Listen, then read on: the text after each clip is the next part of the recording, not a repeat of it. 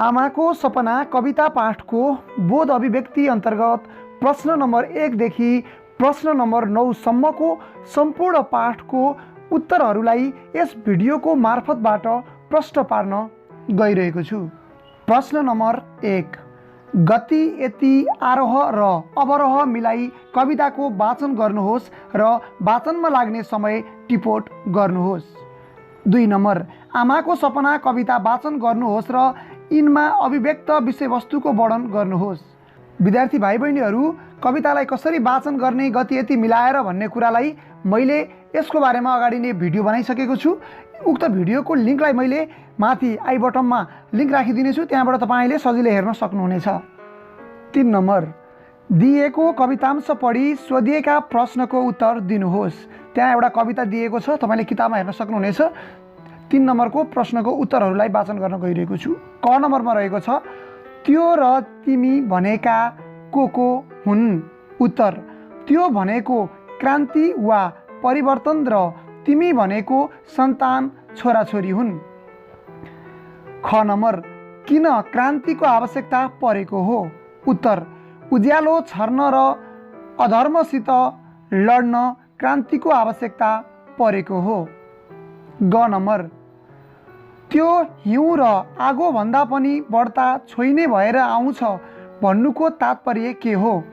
उत्तर, त्यो हिउँ र आगो भन्दा पनि बढ्ता छोइने भएर आउँछ भन्नुको तात्पर्य कसैले पनि रोक्न नसक्ने गरी क्रान्ति आउँछ, आगो र पानी भन्दा पनि बढ्ता शक्तिशाली भएर आउँछ। घ नम्बर, माथिको कवितांशमा कस्तो शैलीको प्रयोग गरिएको छ? उत्तर, माथिको कवितांशमा आमा र सन्तान बीचमा कुराकानी भएको अर्थात् संवादात्मक शैलीको प्रयोग गरिएको छ। 4 नम्बर, तलको कवितांश पढी सोधिएका प्रश्नको उत्तर लेख्नुहोस्। किताबमा यहाँ कविता पनि दिएको छ र प्रश्न र उत्तर वाचन गर्न गइरहेको छु। 4 नम्बरको क नम्बरमा रहेको छ, आमाको सपना के थियो? उत्तर, गोपाल प्रसाद रिमालद्वारा गद्य शैलीमा रचित आमाको सपना कवितामा आमाको सपना भनेर नेपाल आमाको सपनालाई भन्न खोजिएको हो। सन्तान जन्मेको समयमा आमाले उक्त सन्तानको कलिलो अनुहार र हिस्सी परेको हँसाइमा क्रान्तिको सपना देखेकी थिइन्। तिमी नै क्रान्ति नायक हौ भन्ने आमाको विश्वास थियो, यौवनभरिको सपना थियो। ख नम्बर, त्यो मिठो गीतले तिमीलाई आफ्नो बाँसुरी बनाएनछ भन्नुको तात्पर्य के हो? उत्तर, सन्तानको कलिलो अनुहारमा आमाले परिवर्तनको छाया देखेकी थिइन्, त्यसैको तोते बोलीमा परिवर्तनको मधुर ध्वनि सुनेकी थिइन्।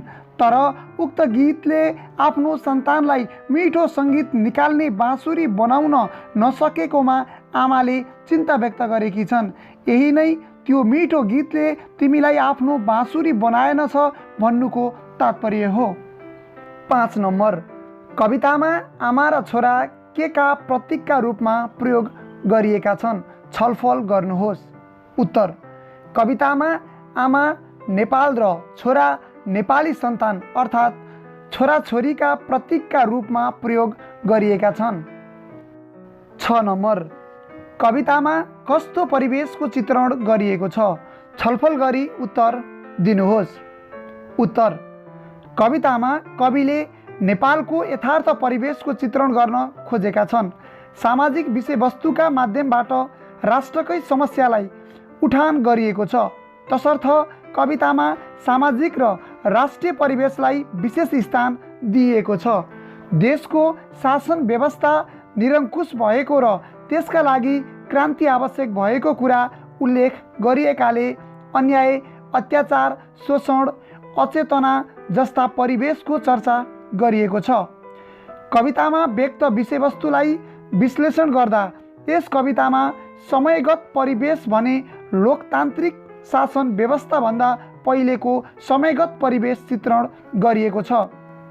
सबै नेपालीले क्रान्ति गर्ने अर्थात् निरङ्कुशताका विरुद्ध लड्ने कुराको अभिव्यक्तिबाट कविले युद्धको परिवेश पनि कवितामा प्रस्तुत गर्दै मूलतः लोकतान्त्रिक शासन व्यवस्था मार्फत देश निर्माणको स्वप्निल परिवेश चर्चा गरिएको छ। 7 नम्बर, मैले यसरी रोगीलाई झैँ तिम्रो कपाल मुसारी रहनु पर्ने छैन कवितांशबाट कविले के भन्न खोजेका हुन्? आफ्नो प्रतिक्रिया व्यक्त गर्नुहोस्। उत्तर: गोपाल प्रसाद रिमाल विक्रम सम्वत 1975-2030 द्वारा गद्य लयमा रचित आमाको सपना कविता सामाजिक विषयवस्तुमा आधारित रहेर रचिएको उत्कृष्ट क्रान्तिकारी विचार अभिव्यक्त भएको कविता हो। आमा र सन्तानको संवादात्मक शैलीका माध्यमबाट प्रस्तुत गरिएको यस कवितामा क्रान्ति अर्थात् परिवर्तन आउने र उक्त परिवर्तनले उज्यालो छर्दै जनताको जीवन रक्षा गर्ने र स्वतन्त्रता दिलाउने आमाको सपना व्यक्त गरिएको छ। निरङ्कुशता सहेर मौन बस्नु हुँदैन भन्ने कुरालाई कविले प्रश्नको कवितांशमा उल्लेख गरेका छन्। कविता मार्फत कवि नेपाल आमाले देखेको क्रान्तिको सपना अल्छी सपना नभएकाले एक दिन अवश्य पुरा हुने विश्वास अभिव्यक्त गर्दछन्। त्यस अवस्थामा आमाको मनलाई सान्त्वना दिँदै सबै सपुतहरू क्रान्तिमा लाग्ने र कोही पनि रोगी जस्तो भएर नबस्ने कुरा गरिएको छ। अहिलेको सन्तान रोगी जस्तै गरेर बसेको र आमाले पनि उसलाई रोगीलाई जस्तै कपाल मुसारिरहनु पर्ने अवस्थाको एक दिन अवश्य अन्त्य हुन्छ। क्रान्ति हुरी भएर आउने र सबैले पात भएर पछ्याउनु पर्ने कुरालाई कवितांशमा स्पष्ट पार्न खोजिएको छ। सबै जागरुक हुने कुरा कविले स्पष्ट पार्न खोजेका छन्। यस प्रकार मैले यसरी रोगीलाई झैँ तिम्रो कपाल मुसारिरहनु पर्ने छैन कवितांशबाट कविले क्रान्ति हुरी भएर आएपछि सपुतलाई रोगीलाई जस्तै कपाल मुसारेर बस्नु नपर्ने आशावादी आशय व्यक्त गरेका छन्। प्रश्न नम्बर 8, आमाको सपना कवितामा कविले क्रान्ति किन र कसरी आउने कल्पना गरेका छन्? दिएका बुँदालाई समेत आधार बनाई समीक्षात्मक प्रतिक्रिया लेख्नुहोस्। उत्तर: गोपाल प्रसाद रिमाल विक्रम सम्वत 1975-2030 द्वारा गद्य लयमा रचित आमाको सपना कविता सामाजिक विषयवस्तुमा आधारित रहेर रचिएको उत्कृष्ट क्रान्तिकारी विचार अभिव्यक्त भएको कविता हो। आमा र सन्तानको संवादात्मक शैलीका माध्यमबाट प्रस्तुत गरिएको यस कवितामा क्रान्ति आउने र यो उज्यालो छर्दै जनताको जीवन रक्षा गर्न तथा स्वतन्त्रता दिलाउन हुरी बनेर आउने विचार अभिव्यक्त भएको छ। कवितामा कविले त्यो भनेर क्रान्तिलाई आमा भनेर नेपाललाई र छोरा अर्थात् सन्तान भनेर नेपालीलाई प्रतीकका रूपमा प्रयोग गरेका छन्। कविले शीत जस्तै टल्कने एक हतियार कम्मरमा झुन्ड्याएर क्रान्ति पुत्र आउने कुरा कवितामा गरेका छन्। बिहानको सूर्य झैँ उज्यालो छर्दै आउने र त्यो हिउँ र आगोभन्दा बढ्ता छोइने भएर आउने कुरा छोरासँगको संवादमा आमाले व्यक्त गरेकी छन्। क्रान्ति अर्थात् परिवर्तन हुरी भएर आउने र जनताले उसलाई पात भएर पछ्याउनु पर्ने स्थितिको सिर्जना हुने सपना कवितामा स्पष्ट पारिएको छ। क्रान्ति अधर्मसित लड्नका लागि आउने आमाको सपना साकार पार्न क्रान्तिदूत भएर आउने कुरा समेत कवितामा व्यक्त गरिएको छ। जनताले जीवन रक्षाका लागि अर्को आश्रय खोज्नुपर्ने अवस्थाको अन्त्य गर्दै सम्पूर्ण जनतालाई स्वतन्त्रता दिलाउन क्रान्ति आउने सपना आमाले देखेकी छन्। यस प्रकार आमाको सपना कवितामा कविले क्रान्ति स्वतन्त्रताका लागि हुरी बनेर आउने कल्पना गरेका छन्। प्रश्न नम्बर 9, आमाको सपना के हो र त्यो कसरी साकार हुन सक्छ? आमाको सपना कविताका आधारमा समीक्षात्मक उत्तर लेख्नुहोस्। उत्तर: गोपाल प्रसाद रिमाल विक्रम सम्वत 1975-2030 द्वारा गद्य लयमा रचित आमाको सपना कविता सामाजिक विषयवस्तुमा आधारित रहेर रचिएको उत्कृष्ट क्रान्तिकारी विचार अभिव्यक्त भएको कविता हो। आमा र सन्तानको संवादात्मक शैलीका माध्यमबाट प्रस्तुत गरिएको यस कवितामा क्रान्ति अर्थात् परिवर्तन आउने र उक्त परिवर्तनले उज्यालो छर्दै जनताको जीवन रक्षा गर्न र स्वतन्त्रता दिलाउने आमाको सपना व्यक्त गरिएको छ। कवितामा अभिव्यक्त विषयवस्तुका आधारमा आमाको सपना क्रान्ति अर्थात् परिवर्तन हो। निरङ्कुशता, अन्याय, अत्याचार आदिको अन्त्य गर्दै जनतालाई स्वतन्त्रता दिलाउने सपना आमाले देखेकी छन्। क्रान्ति आउने कुरामा दृढ हुँदै आशावादी दृष्टिकोण कवितामा प्रस्तुत गरिएको छ। कवितामा नेपाल आमाले स्वतन्त्रताको सपना देखेकी छिन्।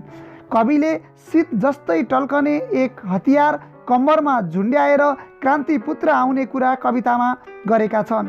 बिहानको सूर्य झैँ उज्यालो छर्दै आउने र त्यो हिउँ र आगोभन्दा बढ्ता छोइने भएर आउने कुरा छोरासँगको संवादमा आमाले व्यक्त गरेकी छन्। क्रान्ति अर्थात् परिवर्तन हुरी भएर आउने र जनताले उसलाई पात भएर पछ्याउनु पर्ने स्थितिको सिर्जना हुने सपना कवितामा स्पष्ट पारिएको छ। क्रान्ति अधर्मसित लड्नका लागि आउने आमाको सपना कवितामा व्यक्त गरिएको छ। आमाको सपना साकार पार्नका लागि आमाका सन्तानहरू निरङ्कुशताका विरुद्ध लाग्नुपर्ने हुन्छ। स्वतन्त्रता नभई आमाको सपना साकार नहुने हुँदा स्वतन्त्रताका लागि क्रान्तिको आवश्यकता पर्दछ। आमालाई सान्त्वना दिँदै हुरी बनेर आउने क्रान्तिमा सबैले पात भएर पछ्याए भने आमाको सपना पुरा हुन सक्छ। विद्यार्थी भाइ बहिनीहरू, हाम्रो यस भिडियो तपाईँलाई कस्तो लाग्यो? हामी सम्पूर्ण पाठहरूको सस्वर वाचनसहित प्रश्न र उत्तरहरू पनि आगामी भिडियोमा प्रस्तुत गर्दै जानेछौँ। त्यसको लागि भिडियोमा लाइक, कमेन्ट, सेयर र यस च्यानललाई सब्सक्राइब गर्न नबिर्सिनुहोला।